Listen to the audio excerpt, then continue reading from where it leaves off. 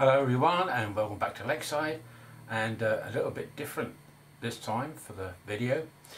So as you probably know, that I was going to do a video on DCCing a Wrenn loco.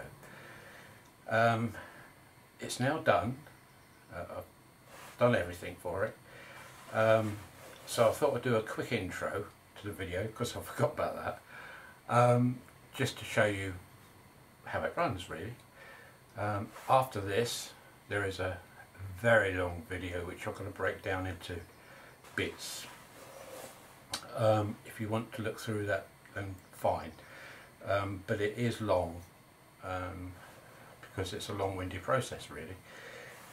So have a look at that. You can skip to the different bits you want to look at if you want. And then I will do a little running session of the Wrenn loco going round. Plus I've also got an old Bachmann 4MT, which is pretty much identical to the Wrenn, but obviously much more modern standards, much more finer detailing, but it just shows you the two comparisons really. Okay, so I will see you a bit later. Bye for now. Bye.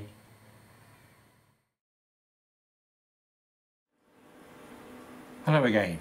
Right, so this is the start of the dismantling. And I think the first thing I'm going to do is to take away this wiring, because that's going to get in the way a bit. And all I need from this wiring is this black cable here, that one, which is going down to the pickup. So I need to save that, but everything else can go. So what I need is a screwdriver to see if I can get this effort off. Yeah, I want to save that tag because I need a wire going to the chassis from the decoder.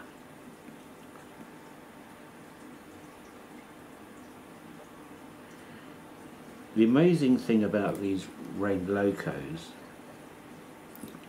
is that it's the size of the screws. I mean, they're massive. It's typical of the days where you were expected to go in with a screwdriver and do your maintenance. I mean, look at the size of that screw there. Everything is like big. And it's very, very heavy. Just the chassis alone is very heavy. It's all die cast. It's a super design, really is. For an engineer, I love it. Right, I need to unsolder this. I'm assuming that my soldering iron is going to be man enough to melt this. Solder here.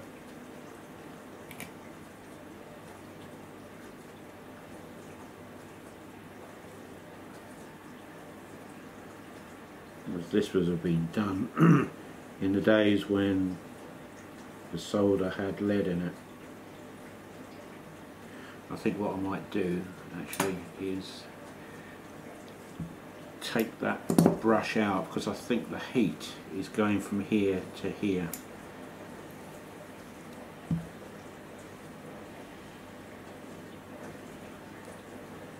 So this is the connector for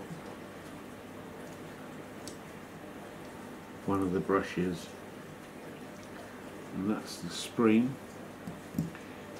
and that's the brush. So they're safely out, so all I've got to do now is to actually unsolder that tag and that connector. and I can actually snip that off because I don't need any of that. I can now put that to one side. So let's try and unsolder this lot.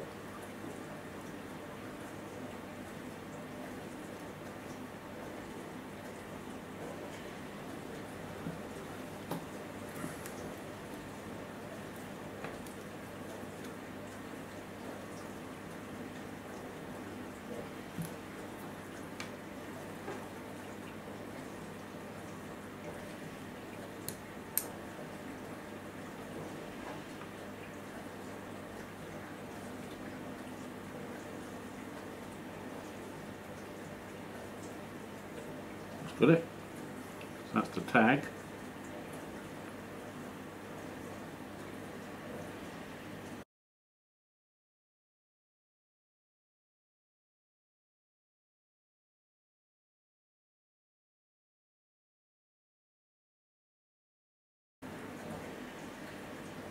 I don't see why I should have to do that. I could just snip that cable off and use this solder to solder to. That's an idea. I think I will do that.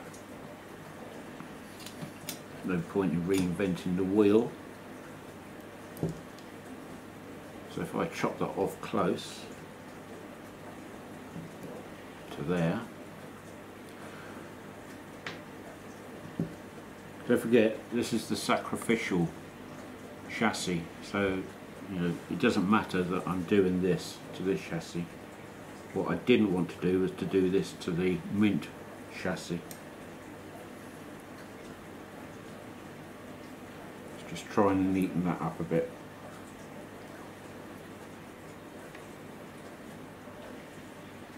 Now that's out of the way.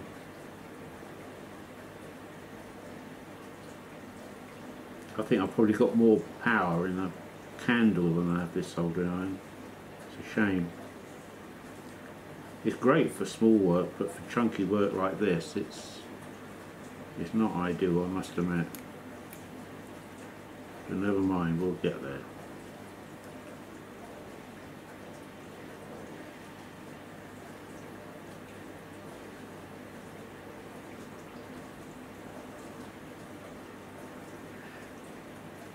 That should be enough for now. Right, so that's the two bits I needed off.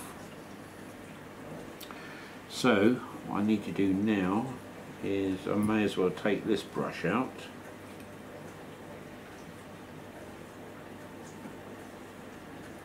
That's the end cap.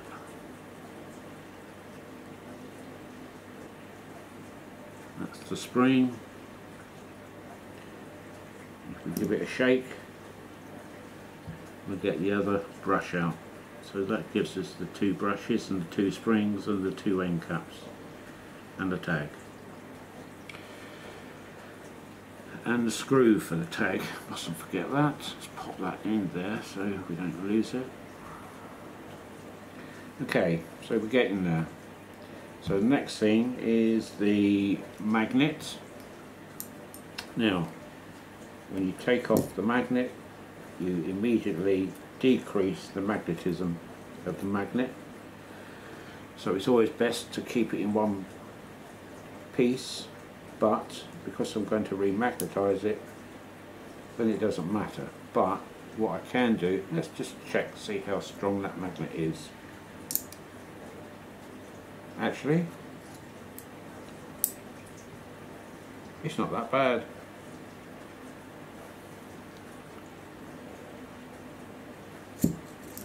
It's not great, but it's not that bad.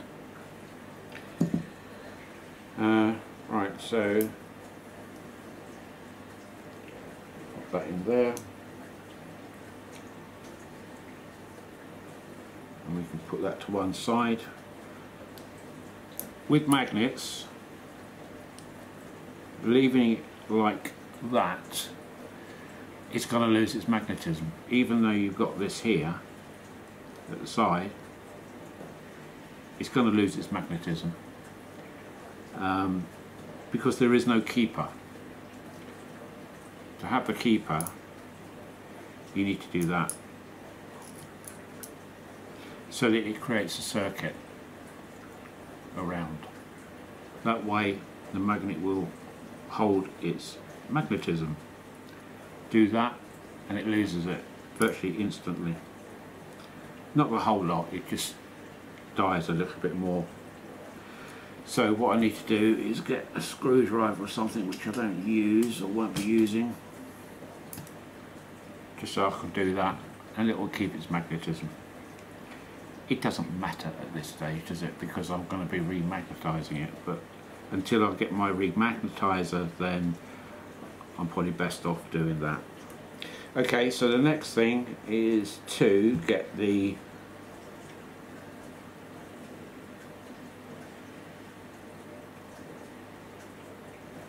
for this armature here, if I can show you, it works by two bearings, one at the bottom which is fixed, which is that little brass bit there, goes down into the chassis, this bit here, that's the bottom bearing, and the top bearing is here, and both the top and the bottom both have a tiny ball bearing in them, and that is where you sometimes find them missing, which is why I've got a spare pack of ball bearings.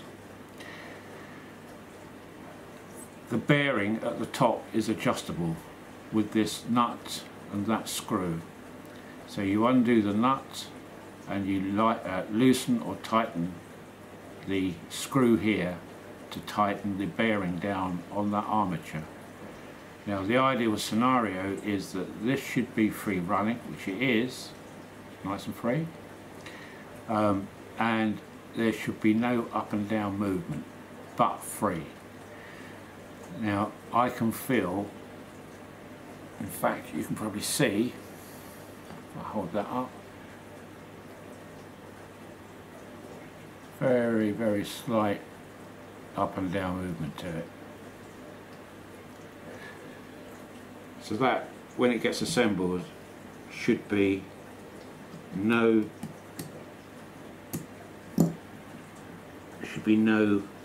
up and down movement. So we undo that lock nut, undo this top bearing,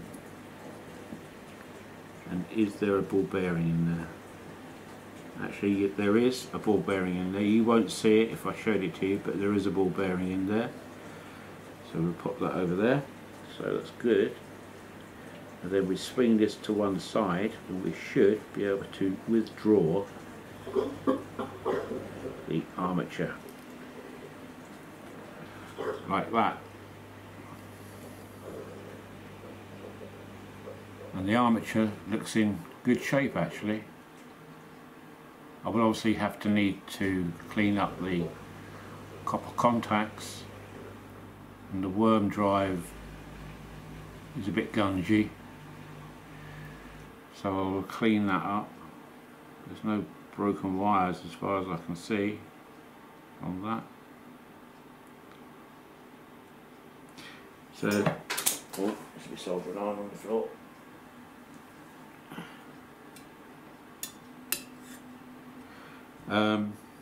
So now we're left, and I can see, looking down in there, there is a ball bearing in the bottom of the lower bearing. So that's good. So I haven't got to replace the ball bearings because they're in there, but I do need to give them a clear out because it's really quite mucky in there. And now I've got nothing in there. The wheels are quite free. That's good.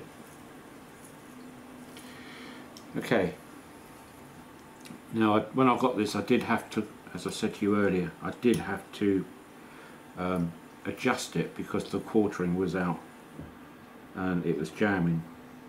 So I do know that these wheels are free. So now what I need to do is get this cylinder block off,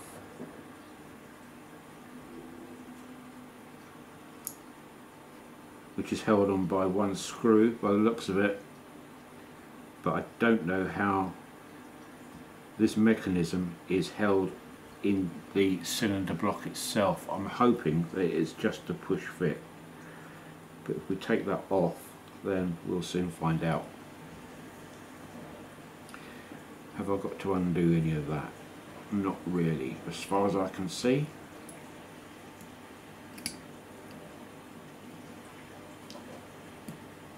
See, there's no clips or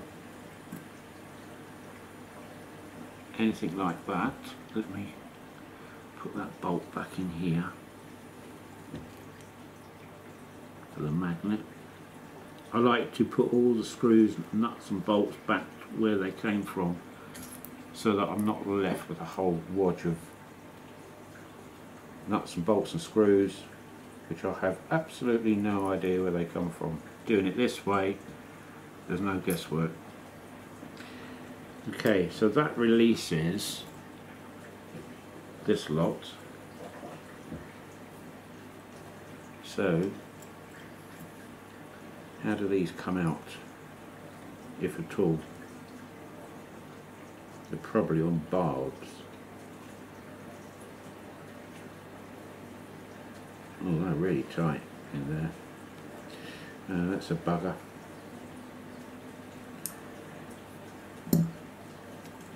That's a bugger.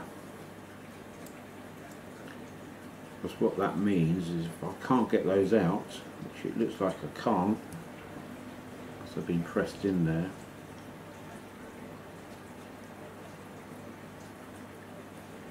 I don't want to force it. I think the only other thing I can do is to take off the whole lot and swap it over. When I say the whole lot, I mean the wheel sets. So let's do that. I don't think I've got any option, to be honest. I don't really want to break that. I'm trying to get it out. Right, so we need to take the bottom plate off, and there should be a loose nut in the bottom where I've taken that screw out from here. There's a retaining nut in the bottom.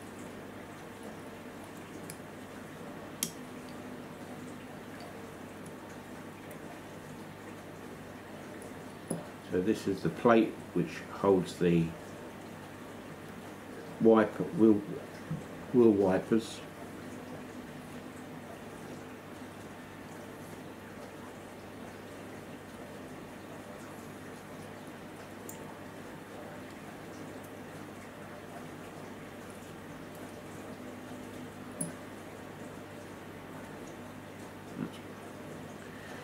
Right. Unfortunately, the axles go through the chassis. They're not straight lift-offs, so I've got to take a set of wheels off one side so that I can slide them out.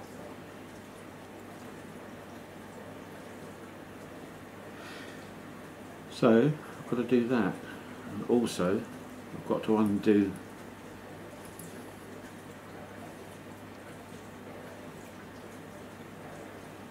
don't know how many there are. There's one there, two. There's two little grub screws. Let me line it up for you. There's two little grub screws on the worm drive just here, which grab the axle. So to take that axle out, I've got to undo that as well. So it goes nothing. Actually, when I think about it, oh, there's that retaining nut tucked up there. Here we go. So let's pop that on there.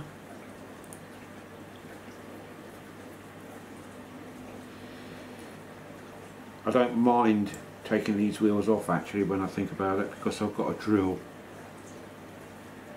that hole out there to put the sleeve in. This, I've got to drill that out so that that will slot down inside it to insulate the brush, and doing that is going to create a fair bit of swarf, so it's probably best if I do take this mechanism out anyway. So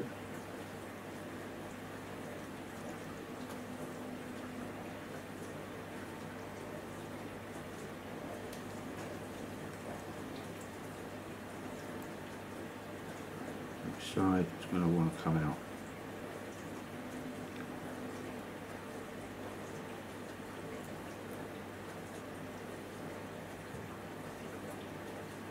One side is going to be insulated.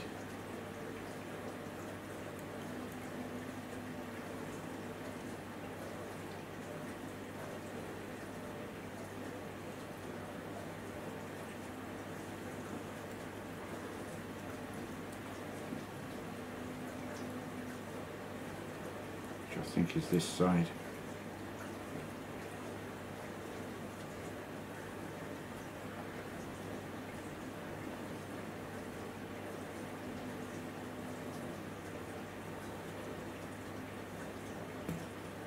Yeah, that's one off.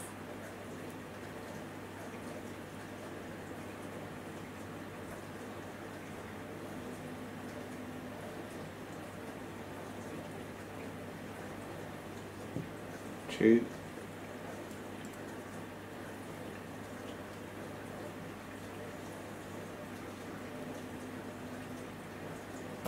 Three.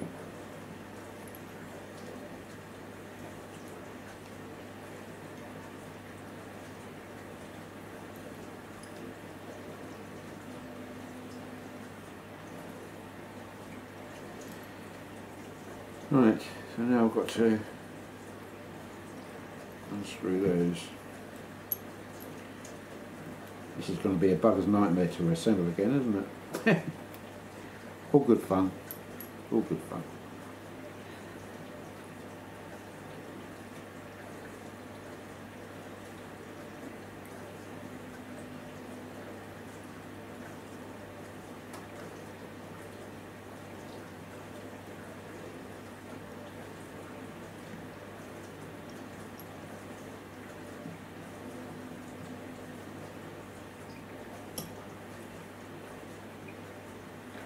This is the sort of thing I used to do with my dad when I was a kid.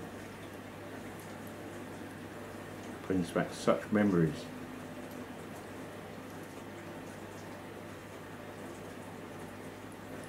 And he was actually the instigator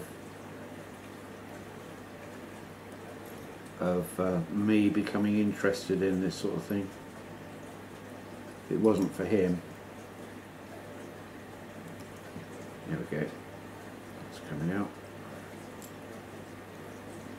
If it wasn't for him, then I probably wouldn't be doing this sort of stuff. We'll be out in the road on a Saturday morning fixing his car.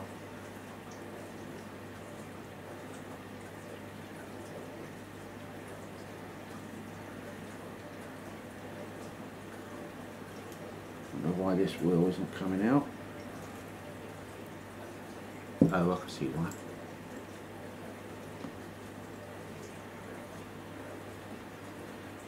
It's the little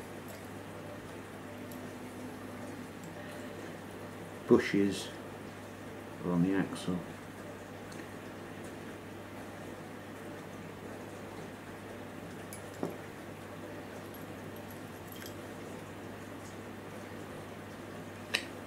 Actually, I'm going to take a photograph of that. Bear with me.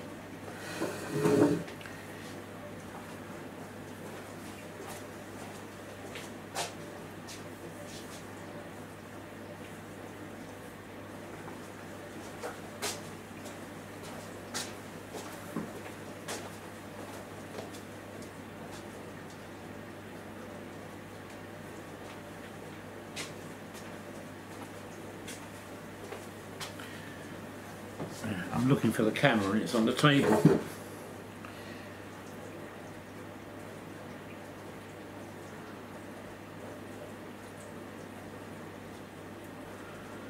That tells me now that when I come to put it back together again, what side these are on. Because I'm sure that when you think at the time, oh yeah, I'll remember that, you don't then. Right, that's one. These are just the little plastic bushes which insulate the wheels from the chassis.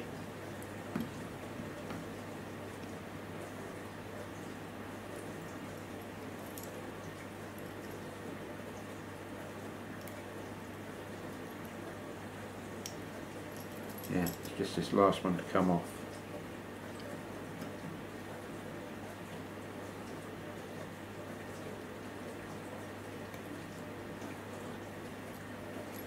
I keep taking it out of the frame, don't I? Sorry about that. Here she comes. And that's all it is, just a little black plastic bush which fits over the axle. And that should now release. Actually, I'm going to take a photograph of that too. And I know which side that worm gear is on.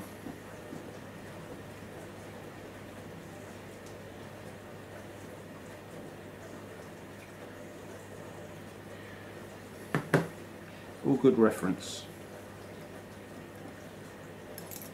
There we go.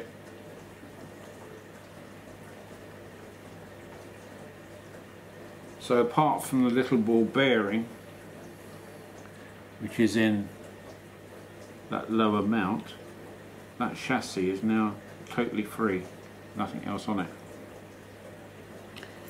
And that is my wheel set.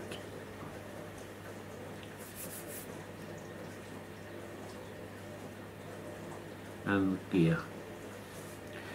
So we're all done. So what I will do, I will pause the camera here so that it's not too long, the video. I'll go and put the kettle on again for another coffee and I'll come back to you. Okay? So, bye for now. Hello again. Right. So what I've done now is that I've gone away and I've obviously stripped the chassis right down now. There's nothing to it. And I've drilled the hole at the back there for taking the insulator, which is now finished printing. And if I can find it, it's this one here. So it's that. So that's the 3D printed version. And this one's okay. And if I pop that in there, that's a nice snug fit in that hole.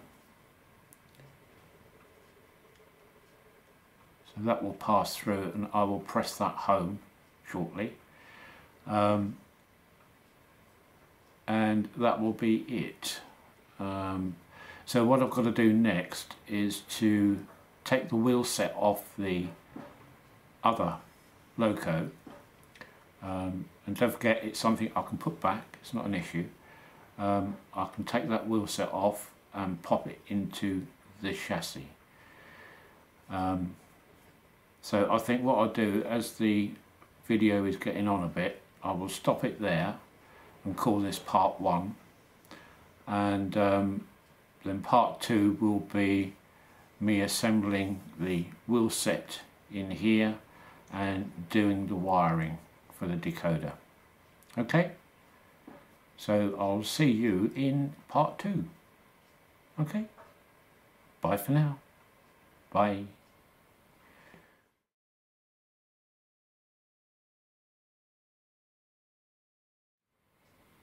Hello everyone, and welcome back to part 2. So as you can see, I've now got the other wheel set on with the cylinders which are lined in white rather than the red. So that's all in position, and I've done the quartering and they all rotate really nicely. I've oiled the axles and put the base plate back on and poked the wire through for the connection to the decoder, which comes from the wheels. So we're all ready now to put in the armature, which I've cleaned up and is now ready to go in. I've put a drop of oil in the bottom bearing, so that can now go in. And there is, before I do it, I'll just show you that there is a cutout at the top just here, where you slide the armature through. You can only do it from this side, you can't do it from the other side because there's no cutout. So let's pop that in. I have lubricated that bearing. So the tricky part is getting the bottom of the armature into the bearing, because your fingers are in the way. My fingers are in the way. Right, that's in. That was a lot easier than what I thought it was going to be. So now we can put in the top bearing. So we just put a little bit of oil on that.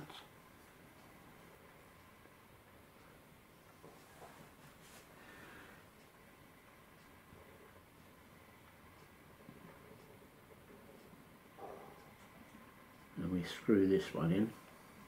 It's always best to turn, if you're screwing something in, it's always best to turn the thread backwards till you hear a click, and then you know you're not going to cross thread it. So now I need to line that up.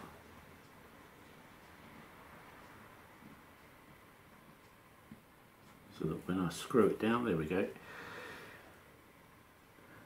That's now held in position, top and bottom bearings. So I've now got to tighten that top bearing down until it stops, like that, and then just back it off a fraction to about there. And what that does, that gives you minimum movement, up and down movement on the armature. So that's not going up and down at all, that's static.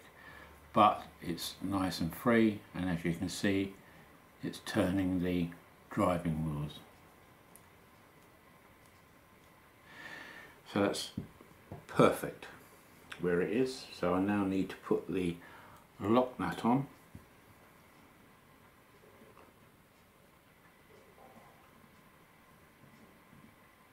And it's going to move a bit, but I can adjust that now.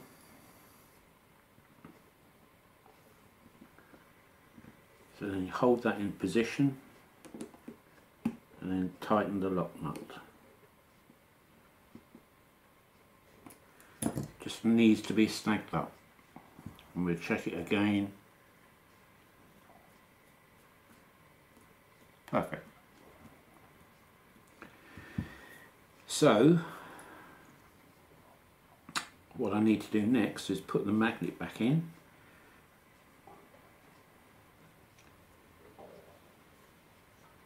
Now I don't think I'm going to be getting the magnet until Monday now, by the looks of it. Not the magnet, sorry, the magnetizer, remagnetizer. But at least I should be able to get this going. But as soon as the remagnetizer comes in, then I will remagnetize this magnet, and that will give me optimum performance then.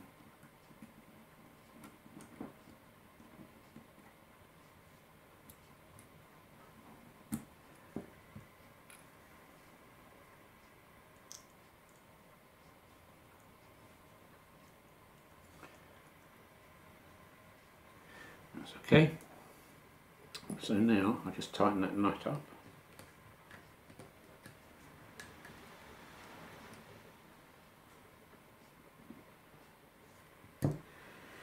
Like that. And we are now about ready to start the electronics on it, the wiring. So what I need is, I bought these from Rails of Sheffield. I just need one of these out.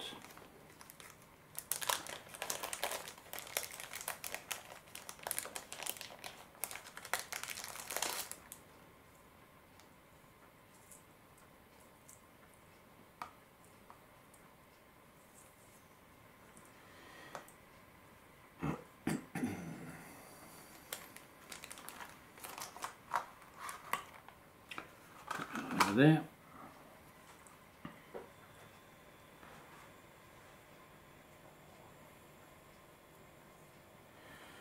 So what I need is 4 wires, red and orange, if I can get them, orange,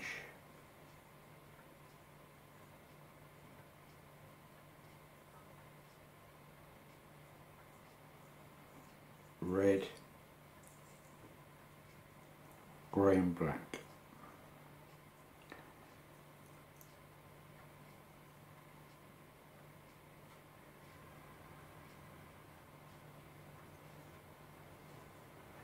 Those 4. I don't need those at the moment.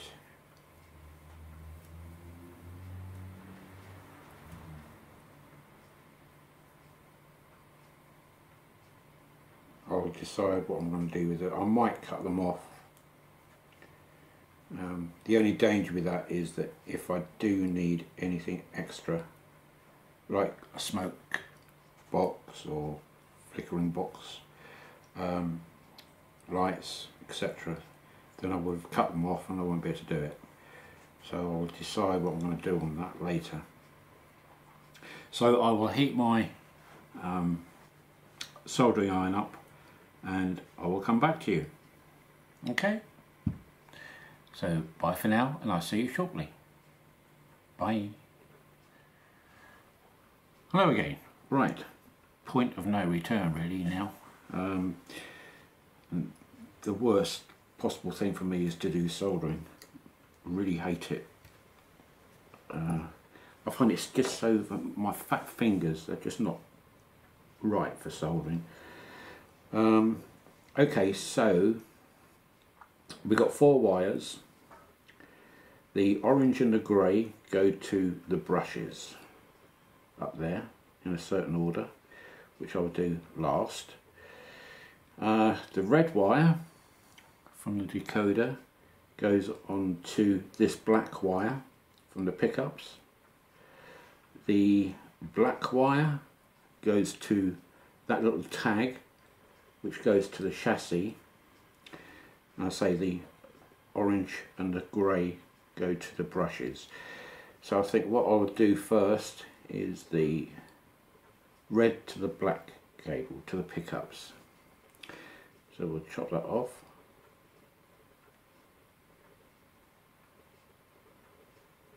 About there.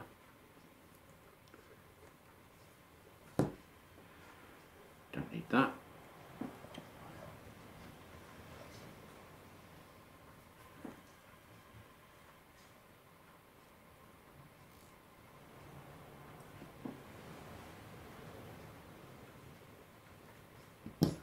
These are so fine, these cables. Alright, so I need to tin that.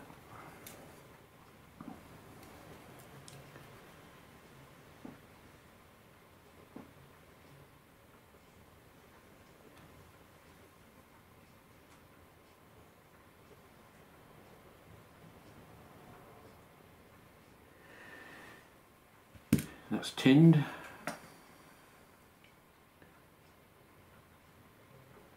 Now I have put some heat shrink on there first before I forget. So now it's just a case of, if I can actually do a little bit more on that, I think.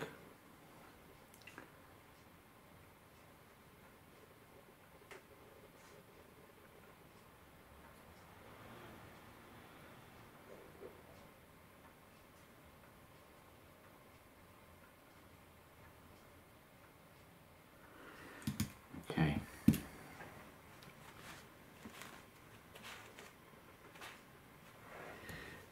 Now we just need to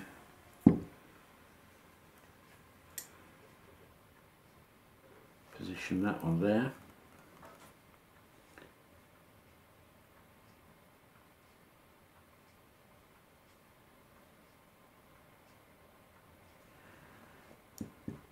Give it a tug.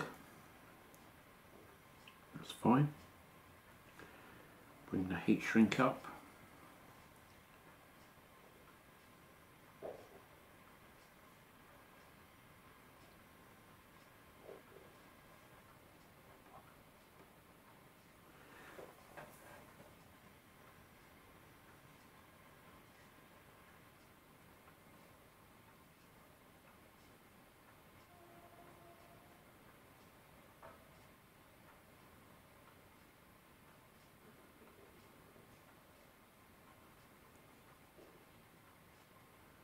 Amazing stuff, this heat shrink.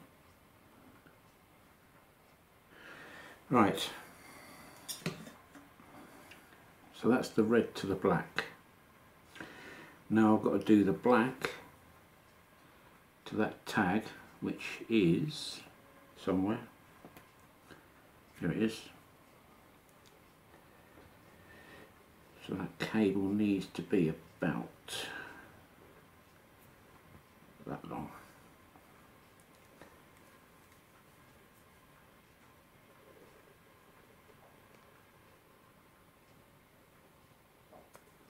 I think I need to get myself some new cutters. These zircon things, I've just about had it. Right, bear this, and then tin it.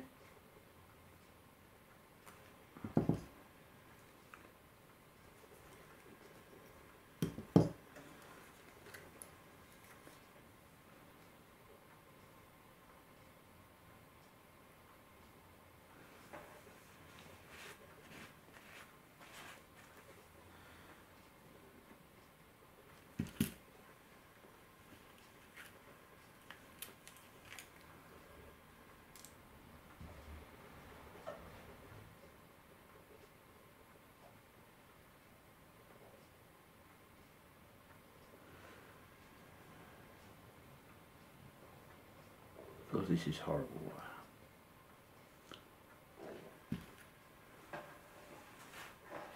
And then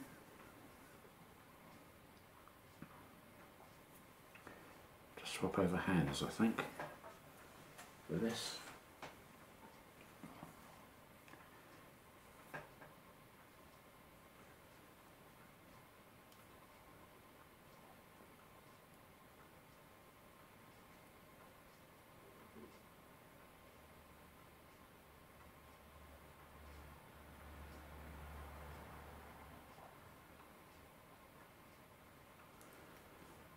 Looks like it's got it. Again, give it a tug. Yep. So now we can actually screw that onto the chassis.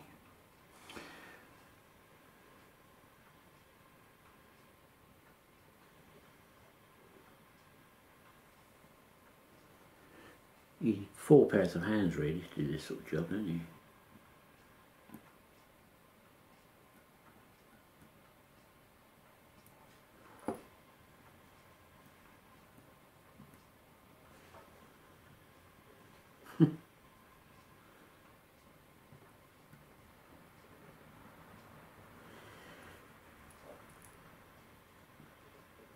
Got it.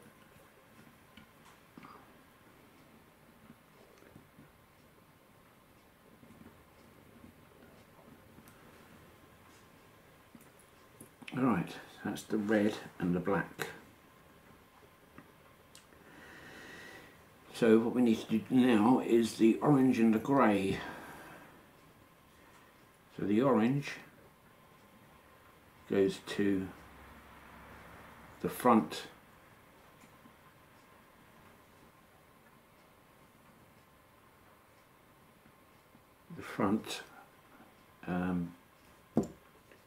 one here,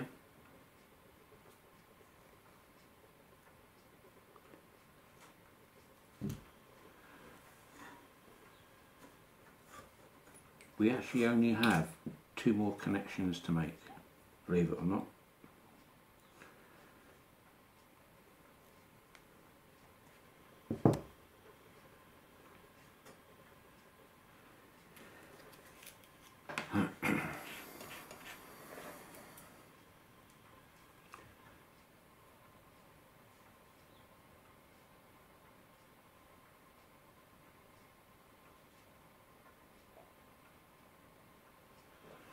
Right, that's tinned. So now I need this little effort, which is the rear, slightly different.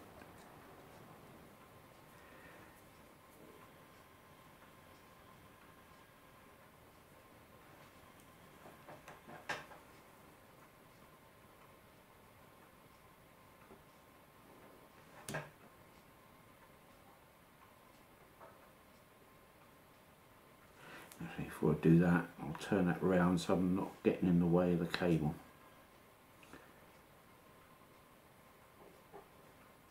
That's better.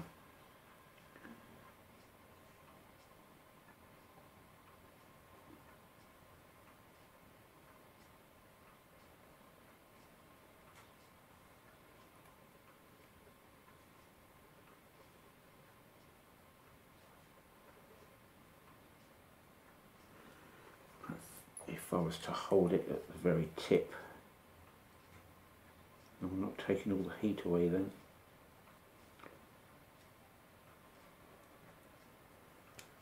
No, I can't. Okay.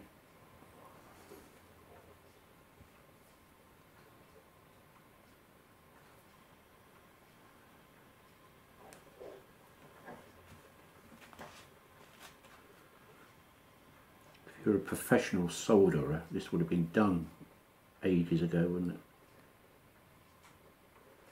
Doesn't help having this lightweight soldering iron, I must admit.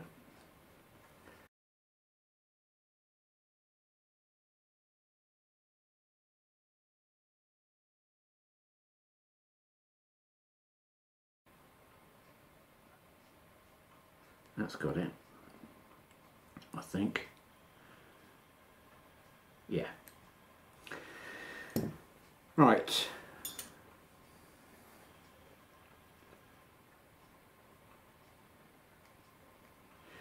Right, so what I can do is I can put one brush and a spring in. Now, when you put the brushes back, if you're using the old brushes, you've got to take note of how they're worn.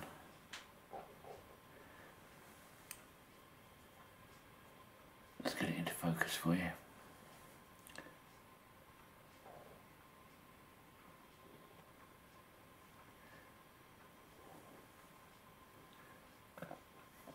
Come on. Why doesn't it focus? Perhaps I'm too near.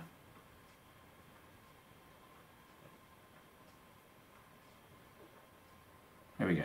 Right. You've got to take note of how that is worn so that you can put it back in the same position. So it's got a half scoop where it's been running on the armature. So it's that way round. Pop it in the hole along with a spring.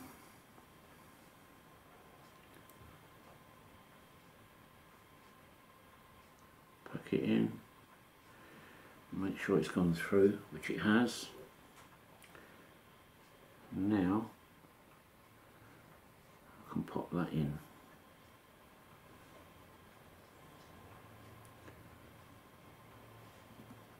says.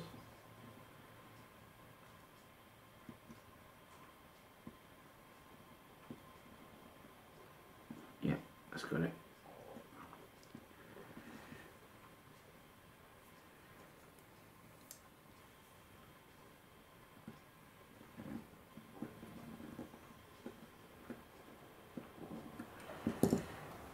Right, so that's 3 out of the 4 cables now joined up. So we've just got the last one to do, which goes to the rear here.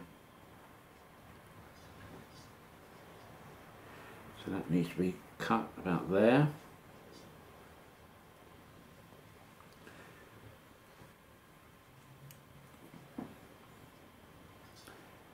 So I'm going to have the same fun and games as what I did on the other one.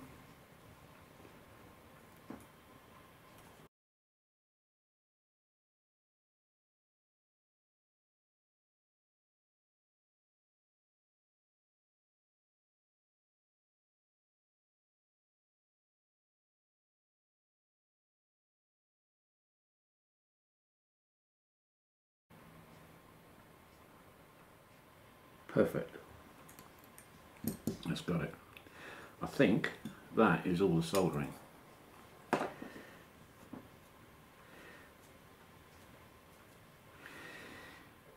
Right.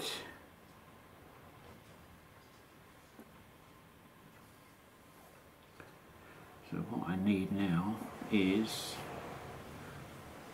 my other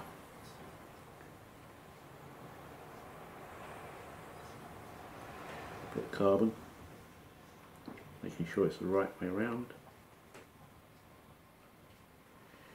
Poke that through.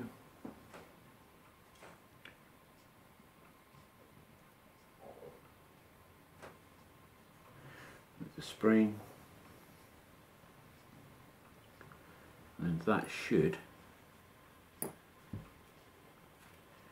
go in there, but I'm going to use a little bit of super glue on this one because it's a little bit loose.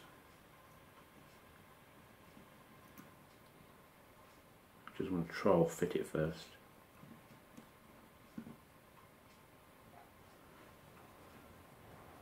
Yep. So a little dab of super glue on that should do the trick.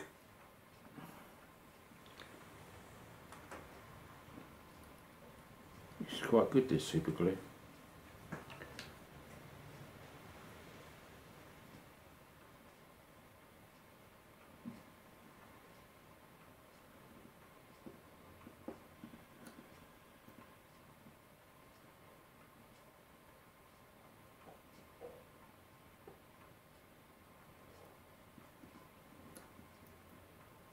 As long as you can get it in.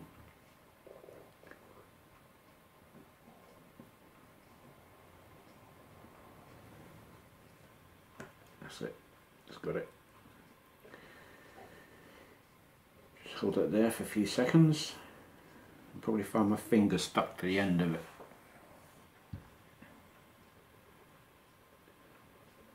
There we go. That, I believe, is all the wiring.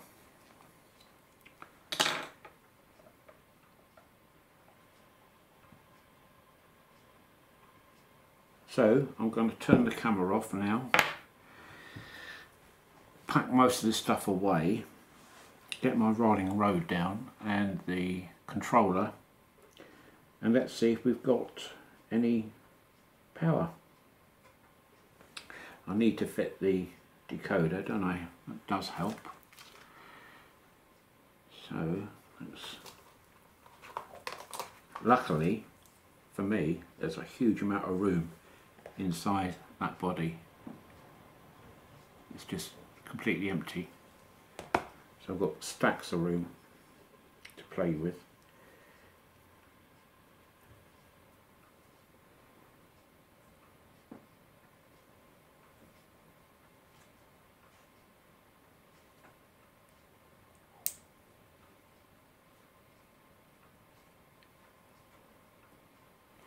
Right, that's connected. So I now need orange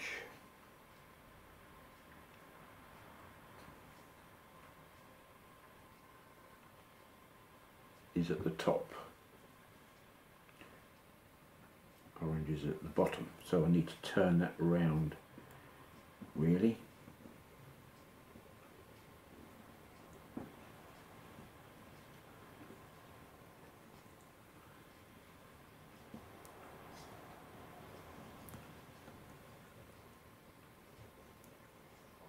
I'm just using black tack for now.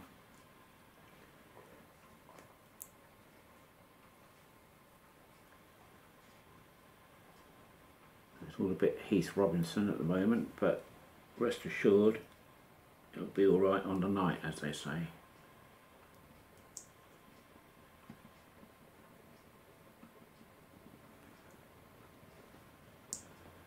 Assuming I can get this into the adapter. Yeah.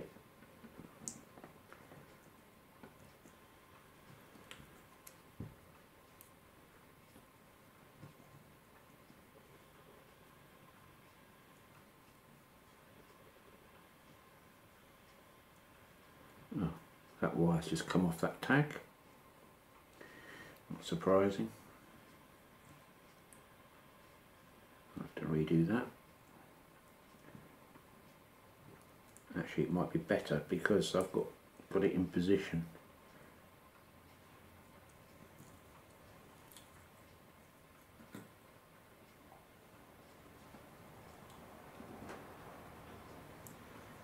Right, let's try that. Okay, so let's put that wire back on again, which was the black, that one.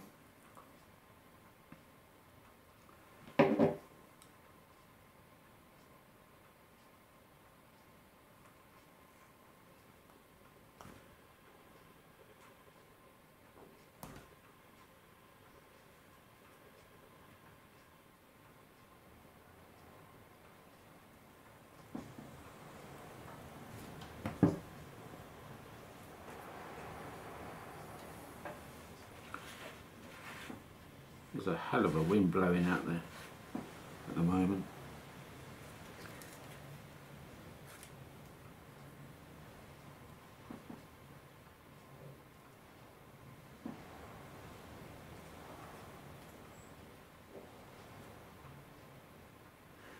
Right, that's tinned.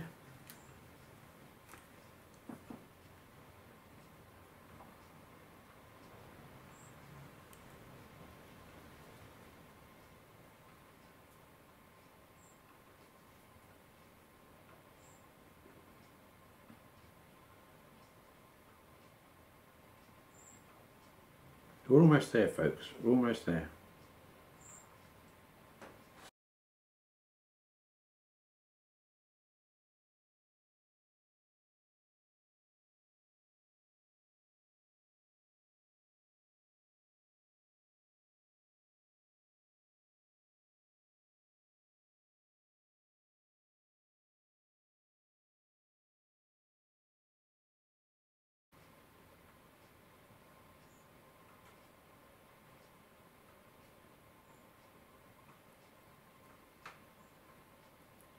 Oh, for goodness sake.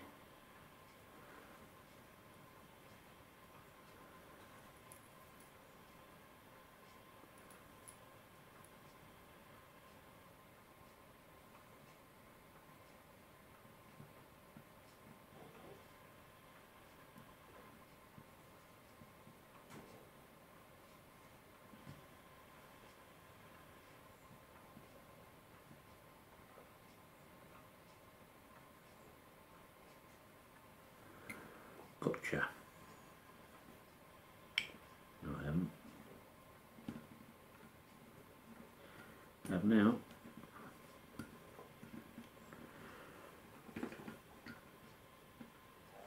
Right. That's got it. So,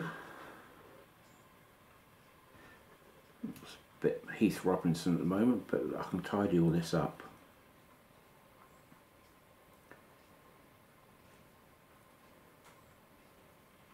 I say there's so much room up there. It's not really an issue. Right, I'll go and get my bits and I will come back to you. Okay, so let's hope that this all works. I'll catch you in a minute. Bye for now. Bye.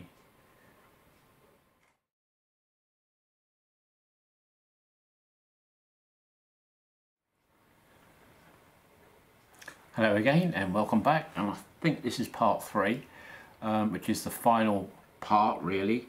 As I say, I've still got to remagnetise the magnet, but that's a 5-minute job, but I will show you that when I come to do it. But for now, let's see how she goes.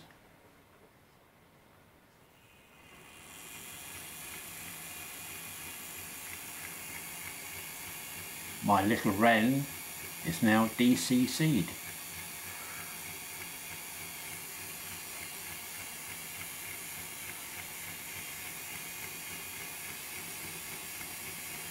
Now I've got a bit of a wobble, and I think it's on this wheel here, and it's making a slight clonking. I don't know if you can hear it, but I will spend time on the next evening or so, and I will try and sort these wheels out.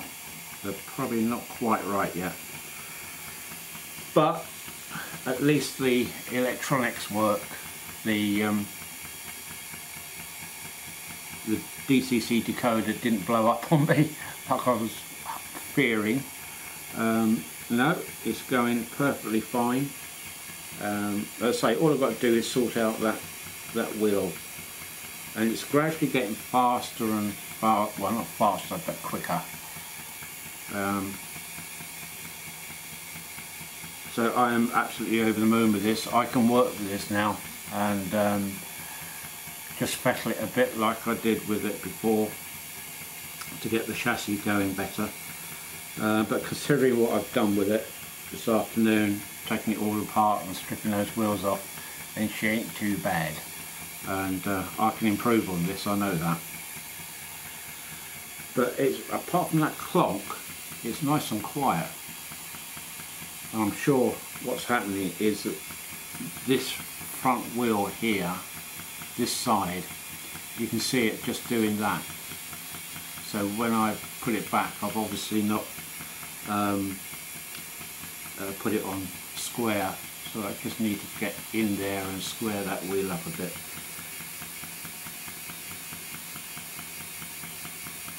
But that's speeding up the more I use it. And I think with the magnet being magnetised, remagnetised, that will help a lot as well. So all in all, I'm really happy with that. It's chuffed me to bits. Bit of a pun. Chuffed me to bits to be able to do that. Proves that it works. I can now go ahead and I can look at some more bargains for Wrenn locos. I just love these locos, Wrenn. I think they're gorgeous. They're just so unashamedly crude. Bear with me. Sorry about that, got an interruption there.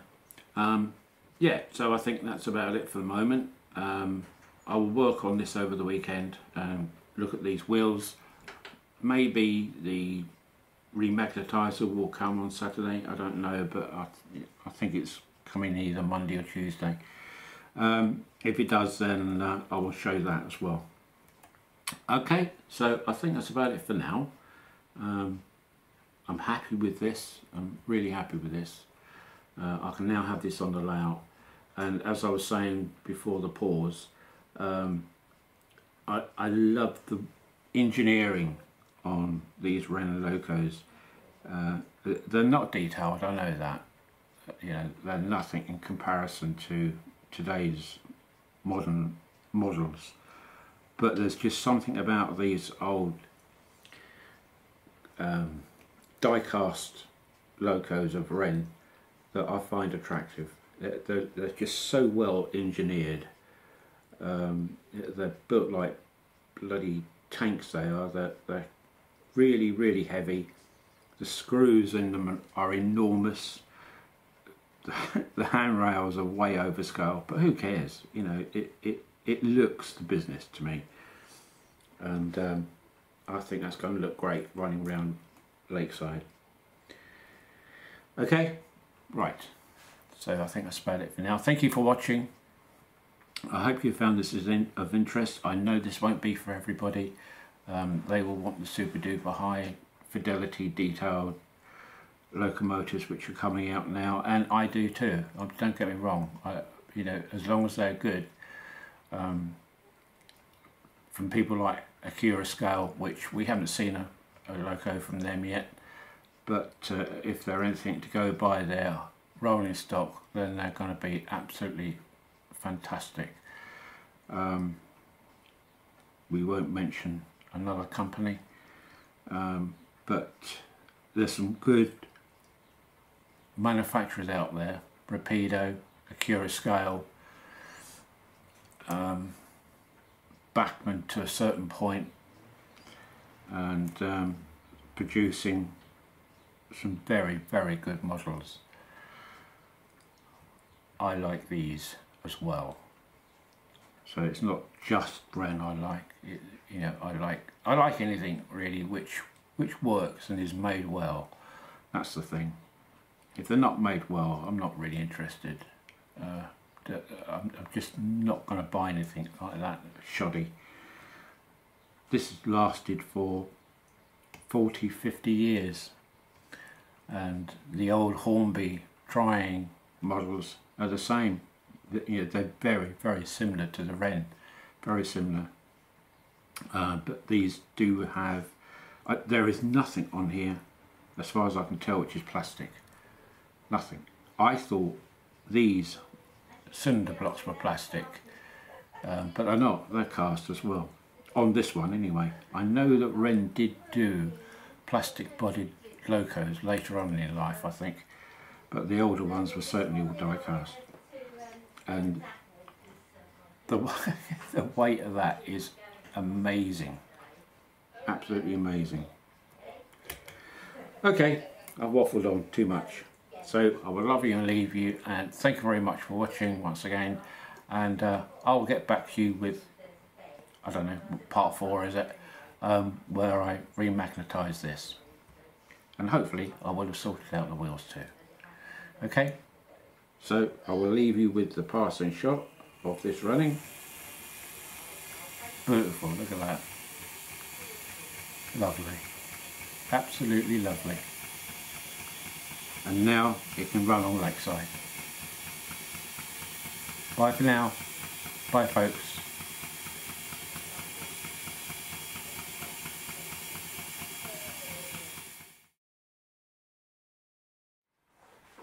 Hello everyone and welcome back, and this is the final part of the renovation, if you like to call it, of the Wrenn Southern tanker, which I've now converted to DCC, and it all works fine. All I've got to do now is to remagnetise the magnet, and this little fella turned up today. So I can now complete the whole exercise. So really all it is that you've got 2 poles here which move in and out according to the width of your magnet, and then you energize it twice, and that's it really. Very, very simple and quick operation, and all you do, first of all, check where north is on your magnet, and this magnet is supplied with the magnetizer. North is going over there, so I need to turn that round. north is over there, north is over there on the magnetizer. So all I need to do is to check that first of all it's powered on, which it is. If I can get that in there, which I can, without moving that bolt, that's now ready for magnetisation. So you press the button once for a second, release, press the button again for a second and release, and that should be it. So, oh bugger, what I should have done was to have checked first how weak that magnet was. Blimey. Oh, it's truth. Right, that's certainly got remagnetised. I mean, there is no way that that went in so tough. It just went straight in, didn't it? So let me just unplug that, because you can't leave those plugged in for too long because they tend to overheat. Let's put that away.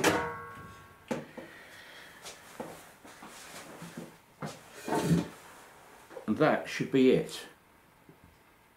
We should now have full strength magnet on that.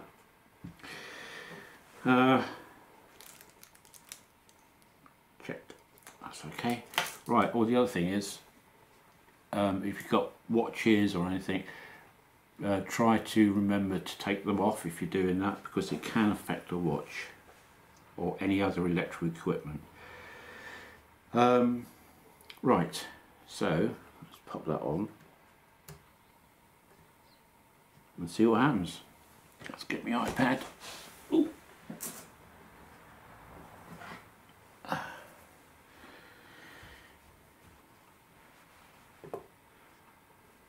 Okay, here goes nothing.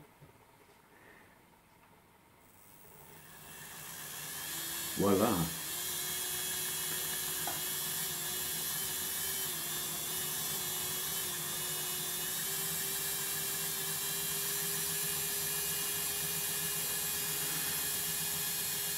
Now I have trimmed down the wires, but I've left about 2 inches on them so that if I do need to connect anything I can, but it just tidies up the whole inside of there.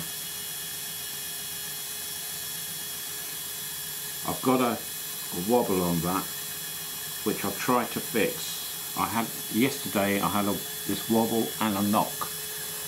Now I've got rid of the knock, but I cannot get rid of that wobble, and I think it's one of the wheels which is not true.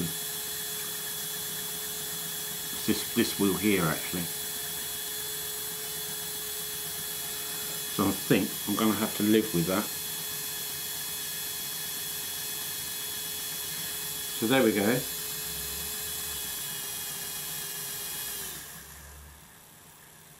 And it runs quite nicely, slowly. See if we can get it going a little bit slower.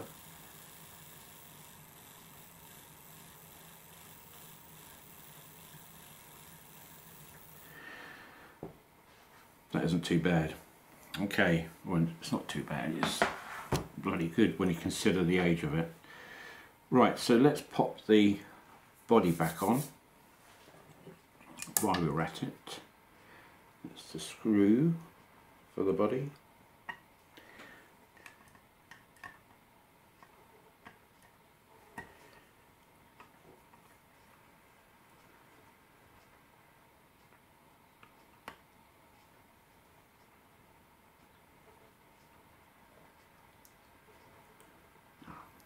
That decoder needs pushing back a tad to there.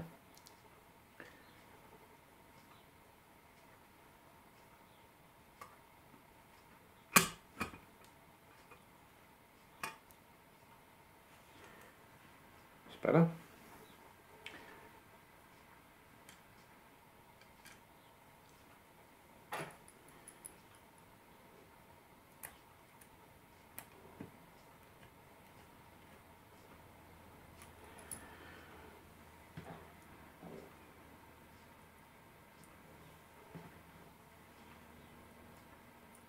Put the rear pony truck on.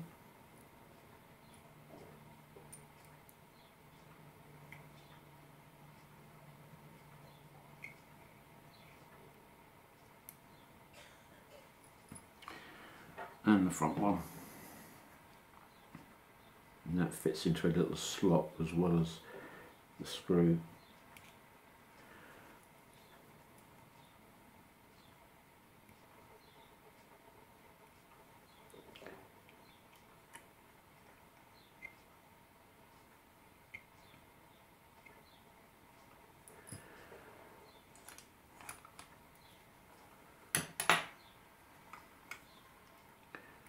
And we should have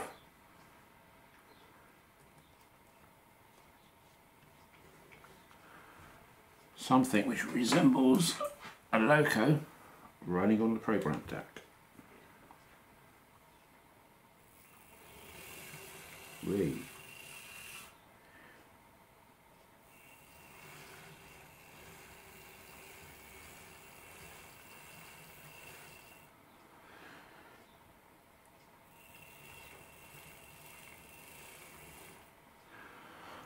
Not too shabby. I'm absolutely thrilled to bits that I've actually got. I had my doubts, I must admit, when I thought of doing this, whether I could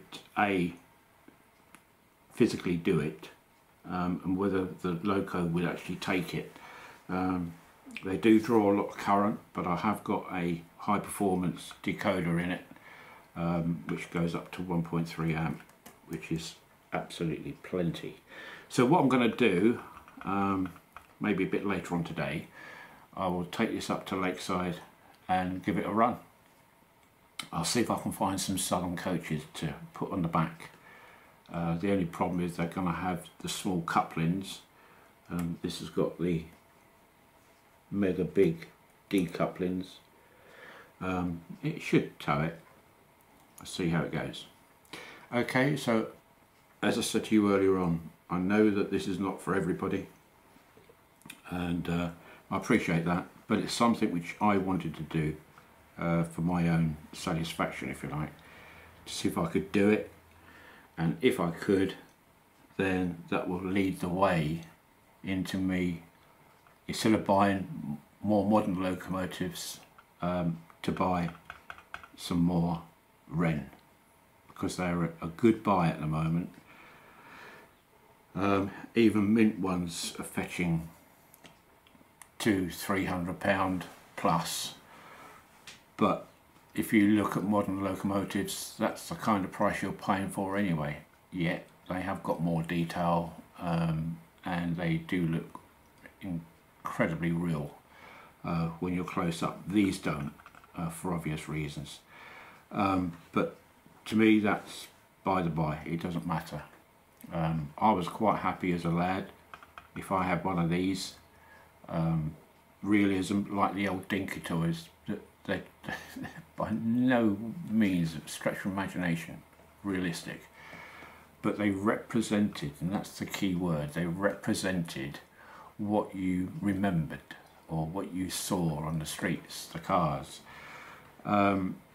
And this is how I feel about these old locomotives. No, they're not realistic in comparison to today, but they've just got this, for me, they've just got this attraction of the crudeness of the castings. I mean, they're not that bad, to be honest with you, but by today's standards they are.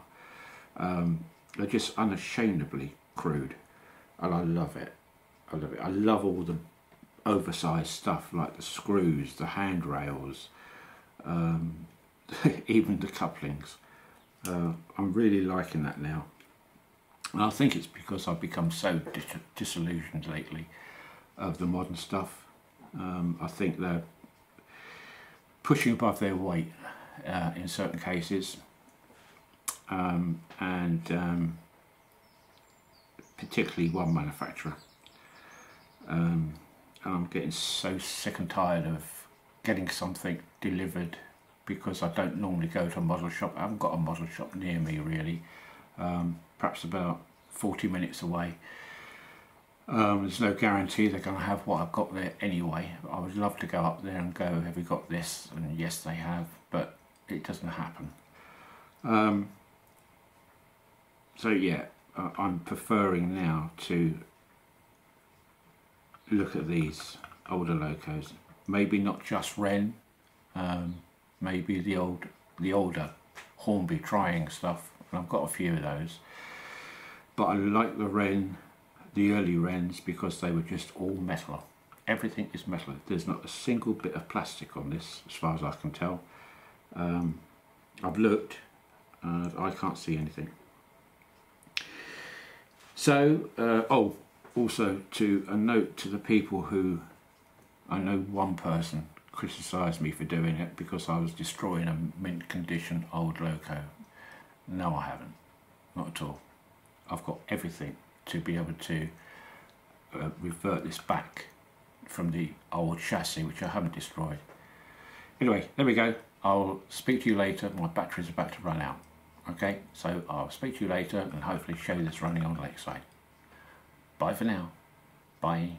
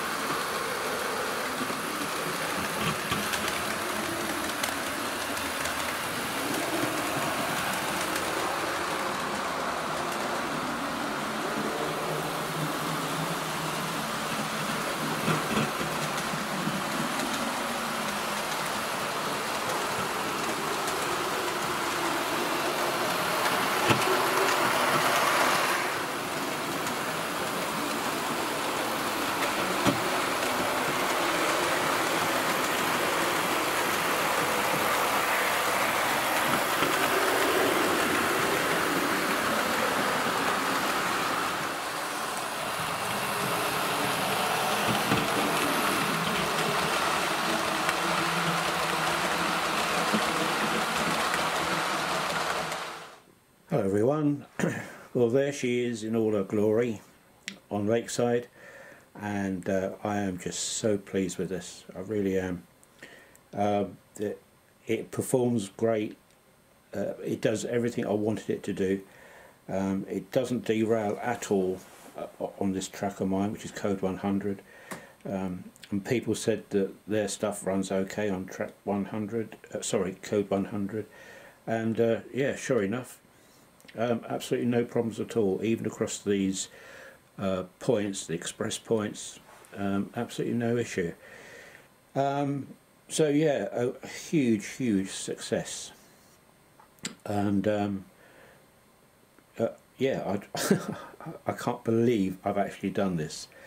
I was humming and hawing whether I should do this or not, but at the end of the day I thought, well, why not give it a go. I've done other old DC locos from Hornby, not as old as this one, but reasonably old anyway, and it's worked out absolutely fine.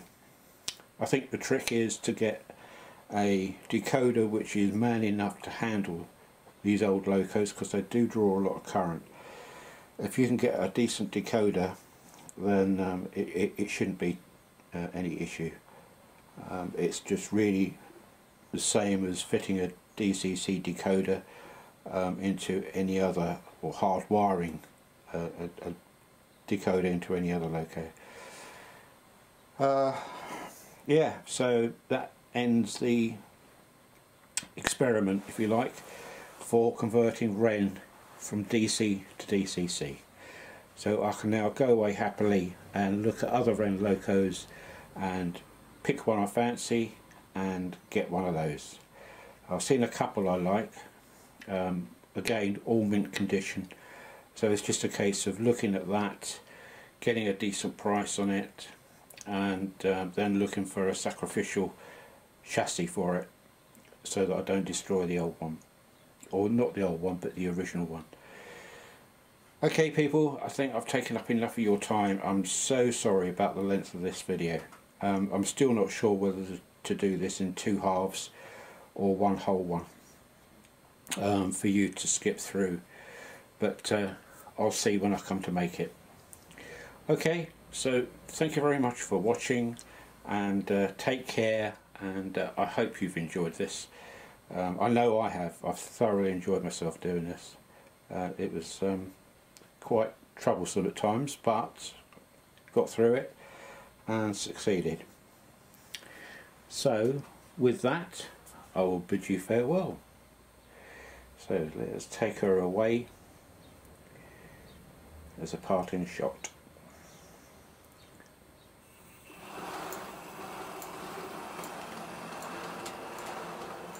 Be nice if I had it going the right way, wouldn't it?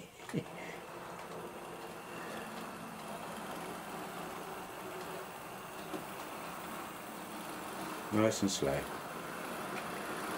Not bad for an old motor.